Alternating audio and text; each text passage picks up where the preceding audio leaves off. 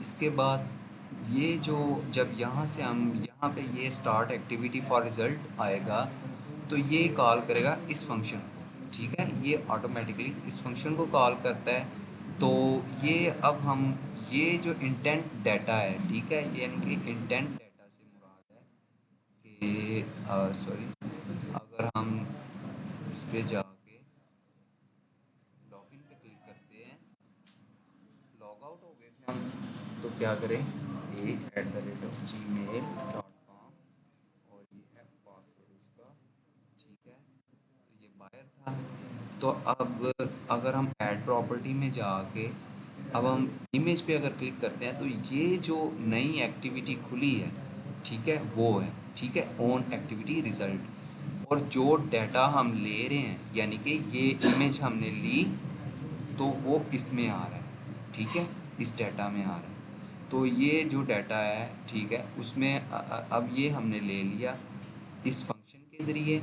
और ये देखें डाटा डॉट गेट डाटा, और ये इसमें सेव करवा दिया। और ये हमने ये जो है हमने कहा कि इस इमेज पे सेट कर दो। तो ये इमेज व्यू हमारा ऊपर डिस्क्राइब किया हुआ है, सेट इमेज यूआरआई, जो हम पीछे से ले रहे हैं, और सेट कर दो, ठीक है, और विजिबल भी कर दो।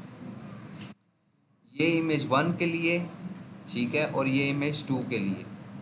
अब ऐड प्रॉपर्टी में, ठीक है, जब हमने ऐड कर लिया है एक यूज़र को, ठीक है, उसका नाम है व्यू, अगर प्रॉपर्टी में जाते हैं हम, तो ये हमने चट्टा हाउस हाजी ओनर, ठीक है, ये हमने लिया कर लिया है ऐड, ठीक है। तो अब हम अगर व्यू प्रॉपर्टी में जाएं, ठीक है, व्यू प्रॉपर्टी रिकॉर्ड, इसमें बिल्कुल जो व्यू यूज़र है, बिल्कुल उसी की तरह की चीज़ें हैं, ठीक है। हम पहले इसका फ्रंट एंड देख लेते हैं, ठीक है। ये देखें, ये ऐड व्यू प्रॉपर्टी है, और ये देखें ये व्यू यूज़र है। ये दोनों की एक ही बिल्कुल फ्रंट एंड बनी हुई है, क्योंकि हमने व्यू यूज़र को भी उसी तरह से शो करवाना है। ये व्यू यूज़र का है, ठीक है, जिस तरह से हमने प्रॉपर्टी को व्यू करवाना है, यानी कि एक इस तरह से, जिस तरह के ये व्हाट्सएप वाला स्टाइल है, इसे हम कहते हैं रिसाइकलर व्यू, ठीक है। अच्छा, तो हम सबसे पहले व्यू प्रॉपर्टी के रिकॉर्ड में जाते हैं। हमने क्या क्या चीज़ें हमारे फ्रंट एंड में पड़ी हुई हैं, एक एडिट टेक्स्ट है और एक रिसाइकलर। ये इमेज हमें अभी नहीं चाहिए, तो हमने इसे यूज़ नहीं किया, लेकिन हमें अभी दो चीज़ें चाहिए, एक रिसाइकलर व्यू और एक एडिट टेक्स्ट। ये एडिट टेक्स्ट हो गया, ये हमारा रिसाइकलर व्यू हो गया। हमने इसके बैकएंड पे गया, हमने रिसाइकलर व्यू को और एडिट टेक्स्ट को हमने लिया, उनकी आईडी फाइंड कर ली, ठीक है। फिर हमने उसके बाद डेटाबेस को किया इनिशियलाइज, फिर हमने प्रॉपर्टी अरे लिस्ट ली, ठीक है। अरे लिस्ट जो हैं ये हमने ली। इन अरे लिस्ट में डेटाबेस से जो डाटा आएगा वो स्टोर होगा, ठीक है। वो किस तरह से स्टोर होगा, वो हम जाते हैं नीचे। अरे लिस्ट को हमने इनिशियलाइज करवा के, अगर हम नीचे ये स्टोर डाटा इन अरे करवाएं कंट्रोल पी दबा के, ये देखें स्टोर डाटा इन अरे, ये फंक्शन है, ठीक है।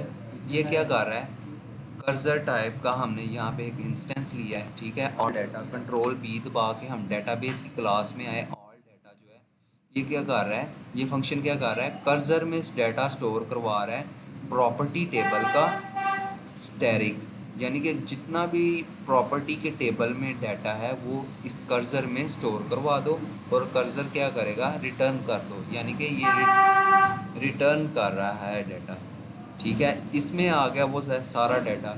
अब हम ये वाइल का लूप लगाते हैं कि हम देखते हैं, सबसे पहले कर्सर को देखो, अगर कर्सर खाली है तो नो डाटा, अगर नहीं तो क्या करें, वाइल के लूप को हम चलाते हैं जब तक कर्सर नल नहीं हो जाता, ठीक है।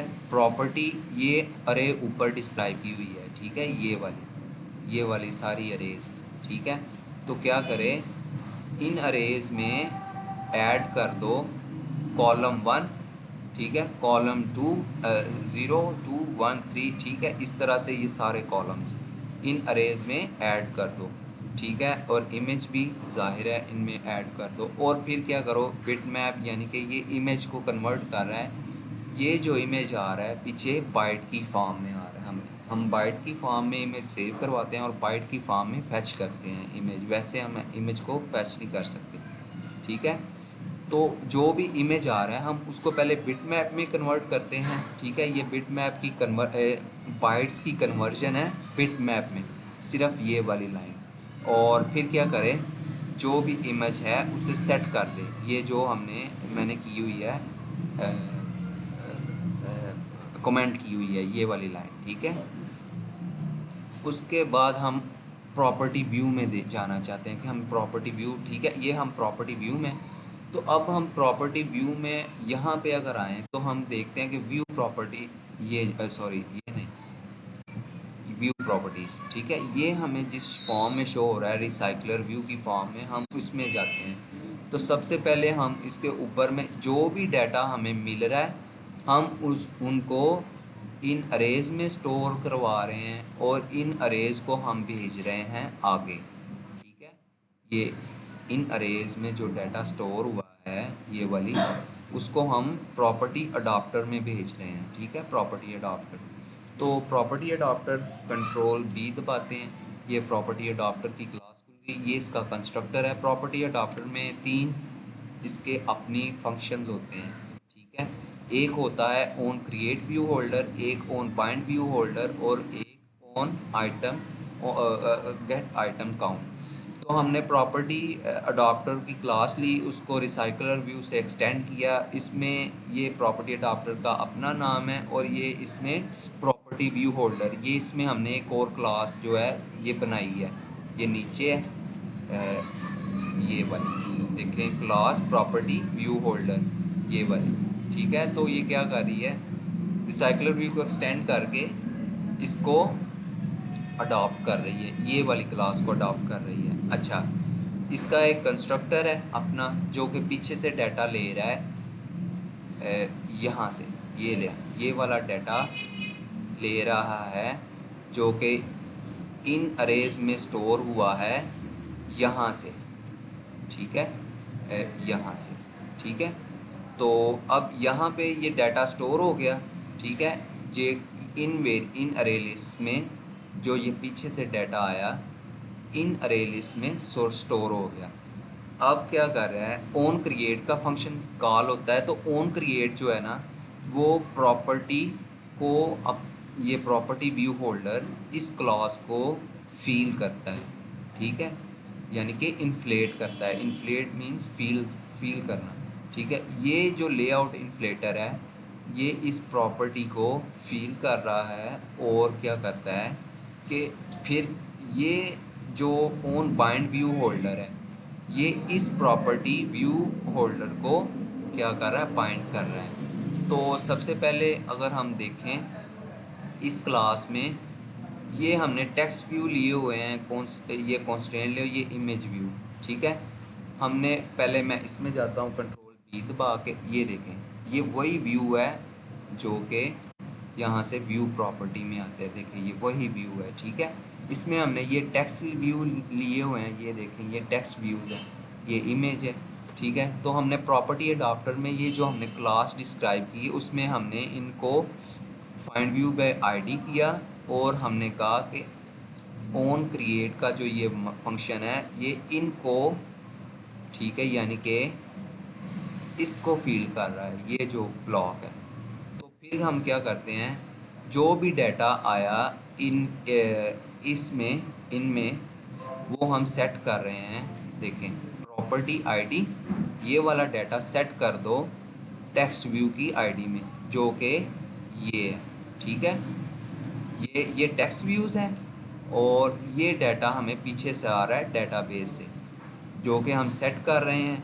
ठीक है, तो ये सारा वो डाटा हमें शो हो रहा है। अच्छा, अब अगर मैं इस पर क्लिक करता हूँ, ये देखें अगर मैं इस पहली पे क्लिक करता हूँ तो ये एक नई एक्टिविटी हो जाती है जो कि अपडेट की एक्टिविटी है। इसमें हम देखें ये स्टेटस है अवेलेबल।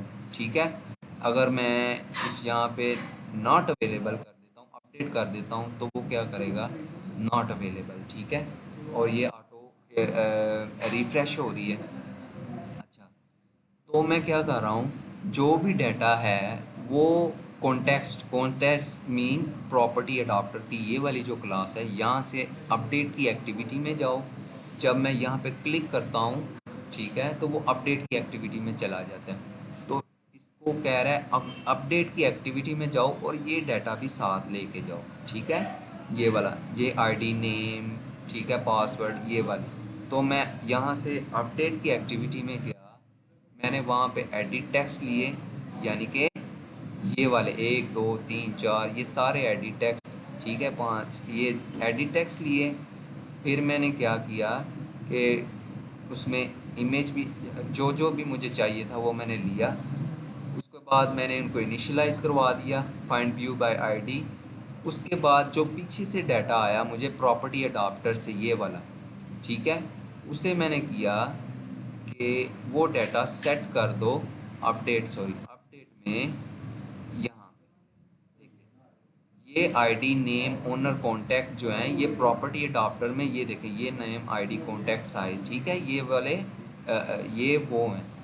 तो हमने इनको किस में सेव करवा दिया, ये जो स्ट्रिंग्स है, स्ट्रिंग आईडी नेम, ठीक है, ये स्ट्रिंग्स में हमने जो पीछे से डाटा आया उनमें स्टोर करवा दिया।